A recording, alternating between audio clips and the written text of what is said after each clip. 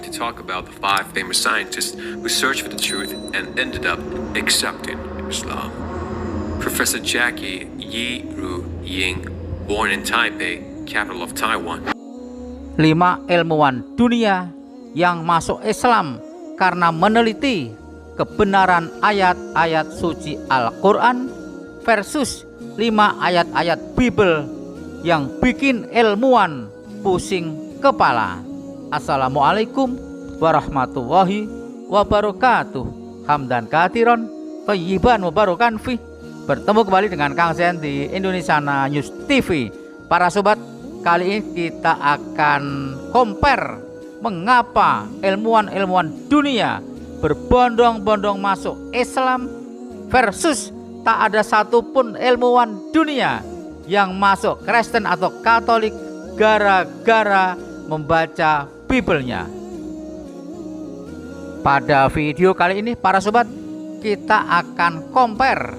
Admin akan bacakan 5 ayat Bible yang membuat otak kita tak jalan, yang membuat jungkir baliknya otak manusia karena makin bingung dengan ayat-ayat Bible yang jauh-jauh dari ilmu pengetahuan versus ilmuwan-ilmuwan dunia yang masuk Islam karena membaca ayat-ayat yang terkandung ilmu pengetahuan pada Al-Quran. Kita coba bacakan 1 ayat Bible dulu para sobat, yaitu Kejadian 1:3-5. Berfirmanlah Allah, jadilah terang, lalu terang itu jadi. Allah melihat bahwa terang itu baik, lalu dipisahkannyalah terang dari gelap. Di Bible jelas terlihat bahwa pada hari pertama Tuhan telah menciptakan terang. Sementara pada ayat Kejadian 1:14 berfirmanlah Allah, jadilah benda-benda penerang pada cakrawala untuk memisahkan siang dari malam. Itu terjadi pada hari yang keempat.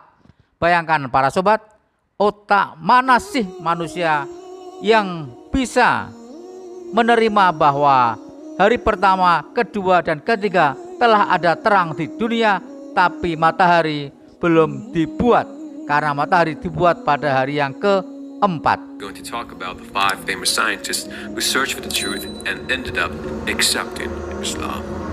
Professor Jackie Yi-Ru Ying, born in Taipei, capital of Taiwan, completed her primary education in Singapore.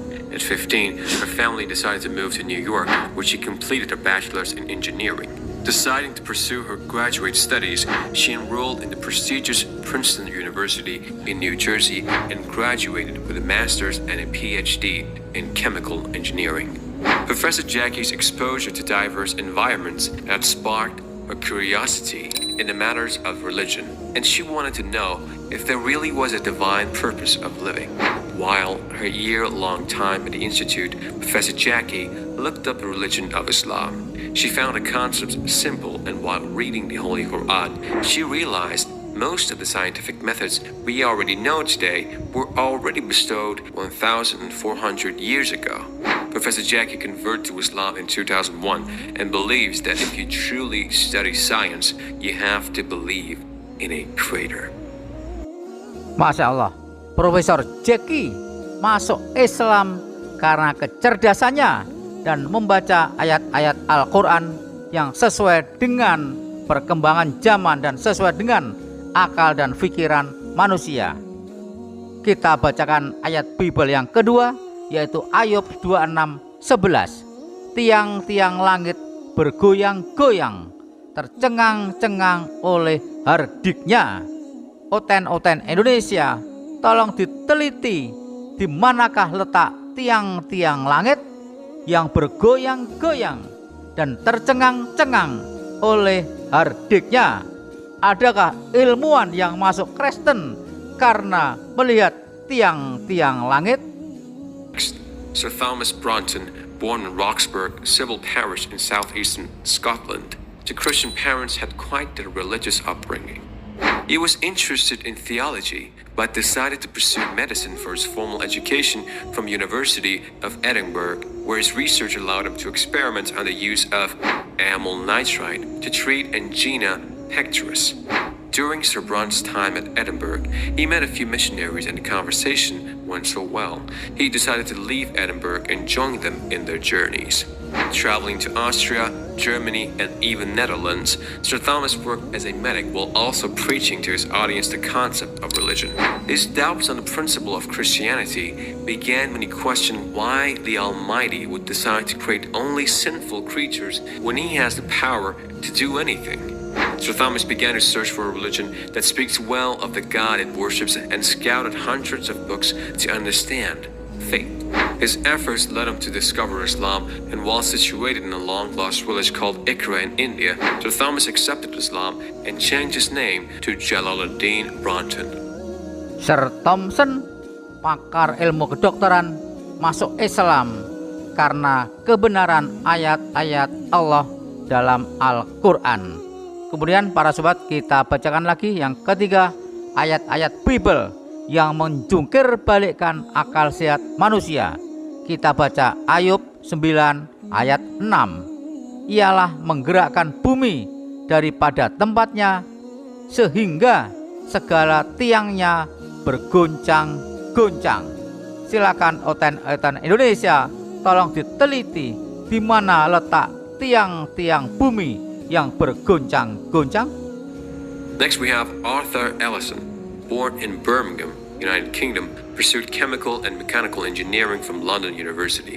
He was appointed as a senior lecturer at Queen Mary College in London, after which he became the head of the Department of Engineering at City University, London. Professor Arthur was also passionate about parapsychology and participated in the first international conference on the medical immutability of the Quran held in Cairo, and submitted a study on consciousness during sleep, referencing a Quranic verse. The findings amazed him, and he went on to research more on the Holy Quran. Professor Arthur realized his vegetarian lifestyle, inhibition of alcohol and cigarettes were all in line with the Islamic lifestyle. All of this led to Professor Arthur formally saying his Shahada and converting to Islam at the closing session of the conference. To everyone's surprise, he also introduced himself as Professor Abdullah Ellison, making his conversion clear. Sang Profesor Arthur Ellison pun masuk Islam karena kebenaran ayat-ayat suci Al-Quran dan seiring dengan kemajuan ilmu pengetahuan. Para sobat, kita lanjutkan bacakan ayat Bible yang keempat yang bikin otak manusia mandek berpikir. Imamat 12:1-5. Apabila seorang perempuan bersalin dan ia melahirkan anak laki-laki, maka najislah ia selama 7 hari, dan ia akan tetap najis selama 33 hari. Singkatnya, jika seorang wanita melahirkan anak laki-laki, dia menjadi najis selama 40 hari.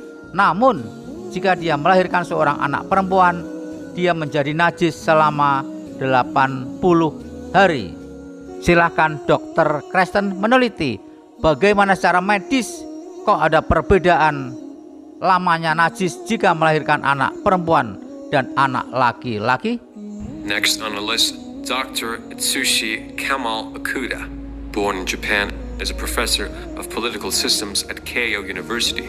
Dr. Okuda had always believed there was no God and that everything divine was a myth. However, in his 6th year of college, Dr. Okuda decided to participate in an Islamic legislation lecture purely to compare it to other religious legislations. The lecture allowed Dr. Okuda an insight in Islam and made him want to know more. His efforts to research in Islam led him to a research paper that referenced an ayah from Surah Al-Hijr, translating to, "And indeed, we created man from sounding clay of alto black smooth mud."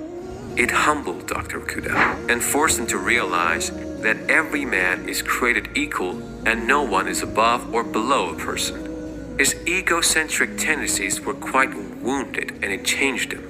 Dr. Okuda traveled to Aleppo, Syria to learn Arabic, and it was the hot Middle Eastern city where he converted to Islam by his good-natured teachers. Karena kebenaran Islam, kebenaran Al-Quran, Profesor Akuda pun masuk Islam. Kita lanjut bacakan ayat Bible yang terakhir, yaitu Ezra 2:65. Pada mereka ada 200 penyanyi laki-laki dan perempuan, sedangkan di Nehemia 7:67 pada mereka ada 245 penyanyi laki-laki dan perempuan. Mana yang benar? Apakah jumlah penyanyinya 200 atau 245 penyanyi? Ini adalah kontradiksi matematika. Next we have Dr. Maurice Bucaille, born in France, was a professional doctor and a gastroenterology specialist. He was born to Christian parents and completed his graduate studies from France University in medicine. When France was granted permission by Egypt to study on the mummy of their pharaoh, Professor Maurice Bucaille was appointed as the senior surgeon and scientist in charge. He questioned how Muslims kept the drowning pharaoh's body intact, and more so, how did the holy book that came down hundreds of years before the pharaoh's death reference it so accurately? To find answers, he attended a medical conference in Saudi Arabia, where he related his findings, and to his surprise, one of the conferees read aloud the exact ayah from the Holy Quran. This amazed Dr. Maurice, and he claimed, "I have converted to Islam and believe in this Quran." Subhanallah, how beautiful is that? May Allah accept their blessed efforts and bless them immensely. Amin.